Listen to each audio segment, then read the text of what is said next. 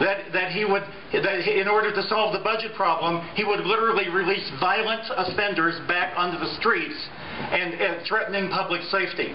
He did not tell the people of Colorado in 2006 that he was going to kill the burnout harvest-style spending limits, which 2 previous Democratic governors had lived under and had not sought to repeal. He didn't tell the people of Colorado any of those things. That's why he found himself in trouble. That's why he withdrew from the race in addition to the family. Now let me tell you why that's relevant. Because those issues, everything I just mentioned, can be reversed and will be reversed by a Republican governor and a Republican legislature.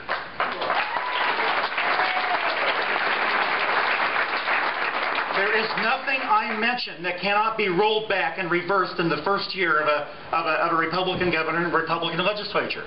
And I can tell you that Mayor John Hickenritter subscribes to everything I just talked to you about. There is not a dime's worth of difference between Bill Ritter and John Hickenlooper. And it's going to be John Hickenritter who people are going to be looking on the ballot in 2010 who wanted to vote for him, because we're going to make him John Hickenritter in this campaign. This election has actually taken a very interesting twist. You could almost feel the sigh of relief from Democrats. They got rid of that weak incumbent Ritter. But now they're faced with having one of the most liberal Denver mayors we've ever had in Colorado as their nominee. And he cannot run from his record as mayor of Denver in terms of the vast tax increases and everything he did as mayor. We're going to be highlighting on that too. But there's going to be a solid contrast between whoever we nominate for governor and John Hickenritter in November of 2010. Number 2, the caucus process.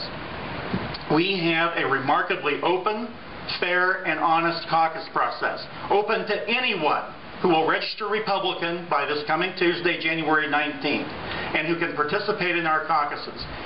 My first term as state chairman, we moved the caucuses from March to February 5th, as we were given the opportunity to do so by the state legislature, in order that we could be on Super Tuesday on February 5th, 2008. I did that in conjunction with our state central committee that made the decision to do that, because I wanted to do it on the date when there would be the most active participation. We went from 15,000 attendees that we normally get at our precinct caucuses to more than 70,000 people in 2008. Now I will tell you that I wanted to open up that process. I wanted people to come. The other thing I wanted to do, and that we did, and we're going to do again in 2010, for the first time we took a preference poll for president in 2008. You could vote for whoever you wanted to for your preference for the Republican nomination for president. We're going to do the very same thing in 2010, this time for governor and U.S. senator.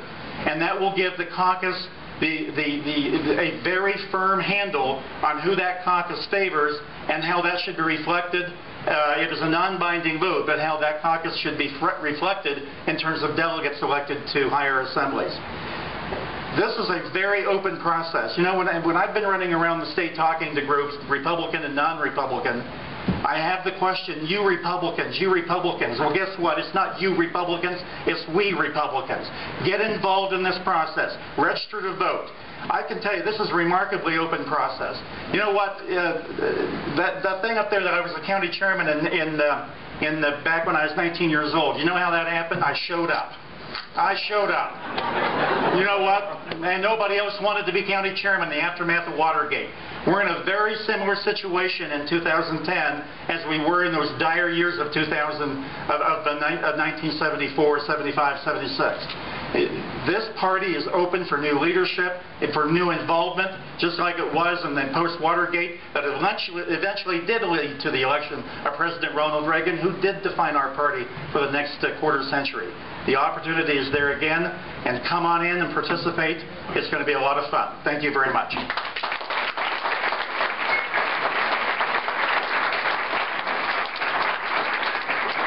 That's awesome. County chair at 1975 at 19 years old. You know what I was doing in 1975, Dick? I was born.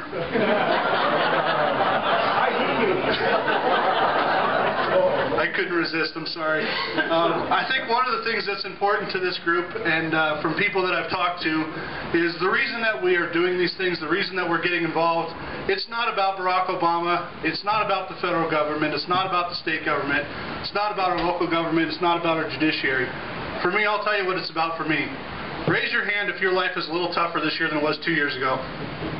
Everybody in this room, right? And I say 2 years because, I mean, that was under the Bush administration and Obama. We've sped up and it's getting worse, but it's been going on for 2 years. I've got a 3-year-old boy and my life's tougher. When I wake up in the morning and I see my son and my wife, that's why I'm here. That's what I care about. This can't go on. It's not about federal government. It's not about state government. It's about our family. That's what this is really about. So I thank y'all for being here, and I know you feel the same way. And let's move on to our next guest. But before we do, fired up? Yeah! Ready to go? Yeah! Do it again. Fired up? Yeah! Ready to go? Yeah! I got a little side bet going today, just a curiosity with a friend. Our next speaker, or John McCain's biggest fan, Tom Tancredo over here, who's going to get the bigger reception when they come up to the front of the room today? So our next guest is Dan Mays. Dan is a candidate for Colorado governor, and I have a fantastic, very short story about how much grassroots support Dan has. Channel 7 had a governor's poll of who do you want for governor right after Ritter dropped out of the race. 10 o'clock in the morning, Dan had 15%. I saw an email that said, hey, Dan's showing 15% on this poll, get on there. By the time I got that email, got online, he was at 40%. By 4 o'clock, he was at 85%. And by 4:30, they dropped the poll off the website. No one talked about it. Pretty exciting stuff. Raised in a small town in Wisconsin, so he's a Badger. He played at the University of Wisconsin at Madison, probably the most liberal city in the country, possibly. Played Big Ten football. Came to Colorado in 1985. The great thing I love about Dan is Dan doesn't have a ton of money behind him. Dan's doing all this on passion. He's doing it on running the state. And he's built companies from the ground up and sold them, and he knows what it's like to get the state turned around. He's married, 20 years, 2 children. Please welcome Dan Mays.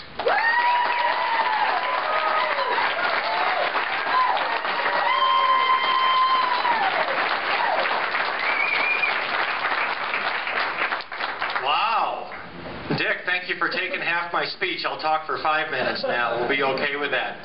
You know, Bill Ritter took all the fun out of this.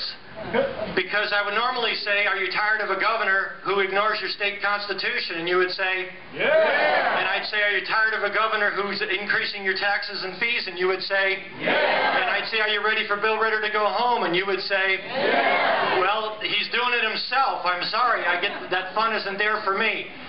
Dick, thank you for coining. If you coined Hickenritter, thank you. I saw it on the website, on the GOP site, and I said, I've got to use that. Some of you are out there saying, who is this guy? Okay.